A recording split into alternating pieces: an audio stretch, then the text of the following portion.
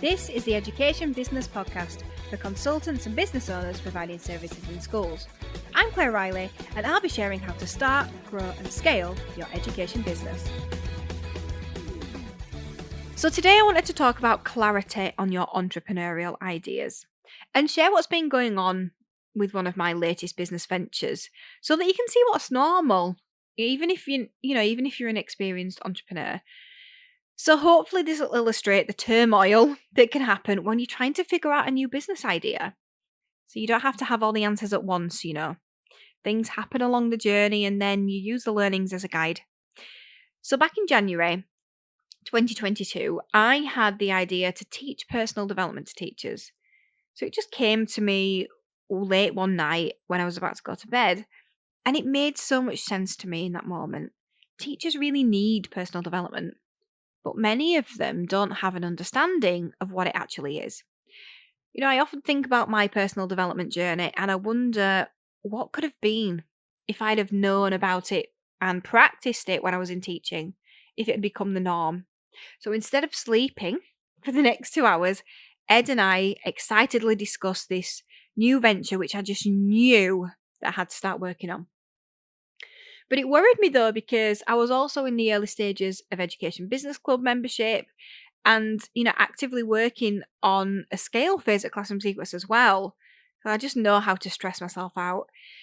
And it wasn't long until I realised, hang on a minute, Claire, you're going to need a podcast to go alongside this business as well, because coming back to the original idea and point, I know that teachers need this stuff, but teachers don't necessarily know that they need this stuff.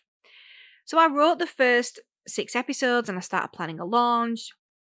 And I wrote quite a bit of content, whilst I was on holiday, actually, because I like to get up early and get it out of my brain in the morning if it's there.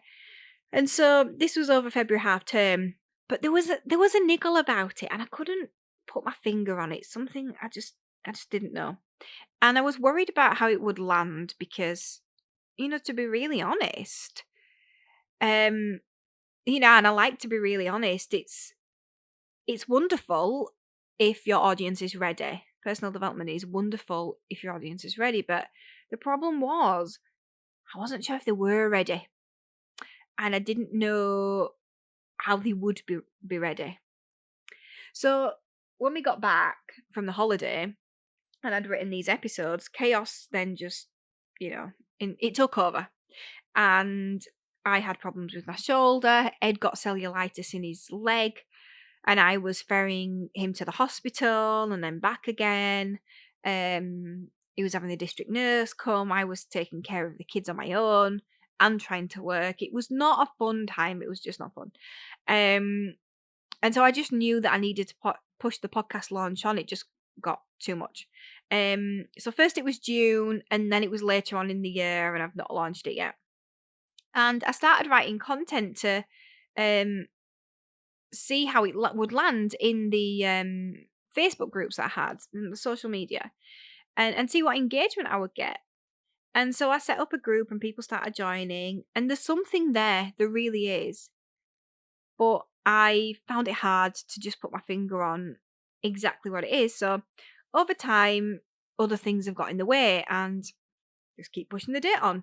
You see, I want to work in integrity. So I know that I've recovered from my days in teaching and I've opened myself up to this whole new life of possibility through personal development. But what I can't say is that I've done that and then returned to the classroom and things have been better. I can't say that. So to solve this problem that I had with, my internal gauge and integrity, I decided that, okay, to get through this then, I'll set up a focus group and I'll deliver a live course to teachers in September so I can get their feedback. But the problem is, I don't actually like doing live courses. And so much of 2022 for me has been about self-discovery, who I am, what I want to do and what I enjoy doing. It just didn't make sense. Sometimes I get too caught up in what somebody else thinks I should provide for them or what someone else thinks they need from me rather than what I actually want to deliver or how I want to deliver it. And, knowing deep down what they really need, because generally I do know that. So that was tricky. So anyway, Teacher Growth Club has been weighing very heavy on me. I've worked with a lot of ex-teachers on the personal development, but not teachers themselves. So at Easter then, we went to my parents' caravan for a few days, and it was a great break away to think differently. And on the final day of my holiday, my mind is always geared to like getting back to things and getting focused again. And often I'll come up with big ideas or big realizations or changes of direction in the car on the way home. And this day was no different. And I realized that the reason I've not moved forward properly with Teacher Growth Club, I've not quite been able to do it, is because something's not right about it. It's not an integrity. And it's a distraction from what I'm actually doing. So this led me to start questioning how passionate I am about it in the first place. Should I do it? I'm passionate about personal development and, for teachers. But the thing is, I am really passionate. So it's not that. That's not the problem. So knowing that it's still a big passion and one that I really do still want to move forward on was important. So I started to think about, right, how can I bring Teacher Growth Club in line with the other things I'm doing so it feels like it's in integrity then? And that's when it came to me. Because it's not teachers that I've worked with on personal development, it's ex-teachers. And really, when you think about it, it's about recovering from teaching, but not necessarily going back. And how nicely then I thought, this fits with Education Business Club.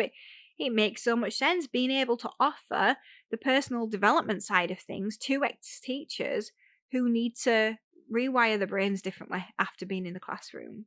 And all of a sudden, it just made complete sense. I'm not trying to teach this to teachers and figure out if it works. I already know that it works for ex-teachers. This is a customer that I know really well. And that was the problem. I didn't really know the customer well enough. And this was another lesson in how important it is to super niche. So I'm going to be focusing Teacher Growth Club, and obviously I'm going to rename it, but I don't know what I'm going to be renaming it, on teachers who have left the classroom. Whether they want to set their own business up or not, this is about personal development for teachers who have left the classroom, who are ready to focus on recovering from their time in teaching and, doing what's best for them. So in time, I could definitely expand into teachers who are still in the classroom. And I'm sure I'll attract teachers who are looking to leave as well, but I'm starting super niche. So this is a lesson to us all. Super niche and know your client inside out. I don't know how you've been moving through your entrepreneurial ideas recently, but I hope you found this episode useful. It's a real life example of how nothing is perfect straight away, and that we do have to go around the houses, sometimes publicly, to get to the real problem that we need to solve and figure out what that problem is before we even start to solve it. Thank you for listening to the Education Business Podcast. To get more information to grow your business, sign up at educationbusinessclub.co.uk.